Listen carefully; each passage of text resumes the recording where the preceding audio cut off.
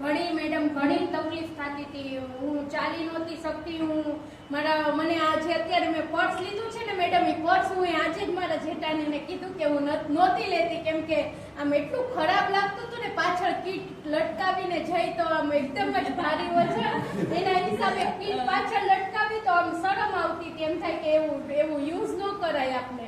હવે હું આરામથી યુઝ કરી શકું છું એ પર્સે. આજે જ મેં કીધું મારા જેઠાણી, હા બહુ જ મારી મેરી દીકરી ને મારા હસબન્ડ બી મારી કોપી કરતા હતા કે મમ્મી આમ ચાલે, મમ્મી આમ ચાલે. ચાલે તારા હસબન્ડ બોલ્યા કે હવે તું બરાબર સ્ટ્રેટ ચાલે છે, હવે તને જેને તકલીફ નથી પડતી ચાલવાની. એમ પેલા હું આખી આમ ડોલીને આમ જેમ ઢીંગલીના જેમ ચાલતી હતી, હવે હું સ્ટ્રેટ એકદમ ફાઇન સ્ટ્રેટ ચાલું છું.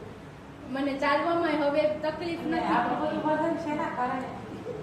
મેડમ બેડ હેબિટના કારણે, ખાવા પીવાની રીતના કારણે, ભૂખ લાગે એટલે જમી લેવાનું, પછી જોવાનું નહીં કે કેટલી ટાઈમ પહેલા શું ખાધું હતું, એના હિસાબે વધારે વજન વધ્યું હતું. બીજું તમે મને કઈક રીઝન બતાવતા હતા?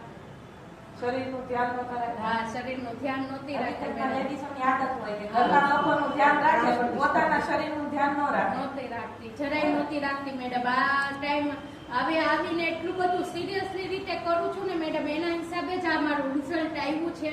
ને તમારા બધાના કોચના બધાના ગાઈડર્સના હિસાબે, કોઈ પણ કોચને હું ગમે ત્યારે કોલ કરું ને, કોઈ દિવસ કોઈ મને ના નથી કહેતું કે આમાં હું આમ જરાક વજન હોય. હવે તો પ્રકાશ સર હમણાં મારી ટીમમાં છે, તો હું પ્રકાશ સરને કહું કે સર આજે કેવી રીતે 800 ગ્રામ ઉતાર્યું, કેવી રીતે કિલો ઉતાર્યું, તો પ્રકાશ સરે તરત ગાઈડ કરે છે કે આમ કરો ઇન્સિયાબેન, આમ કરો ઇન્સિયાબેન. કોઈ પણ એવું નથી કે આ કોચ છે તો આના નીચે છે, આ જ આપને ગાઈડ કરે. અહીંયા ક્લબમાં એ ઘણી મોટી ફાઇન વાત કહેવાય કે એમ કોઈ પણ ને તમે ગમે ત્યારે મેસેજ કરો, ફોન કરો તો તરત જ તમને ફાઇન રિપ્લાય આપે છે અને તમને આગળ ગાઈડ કરે છે અને ઘણું બધું શીખવાય મળે છે. આપણે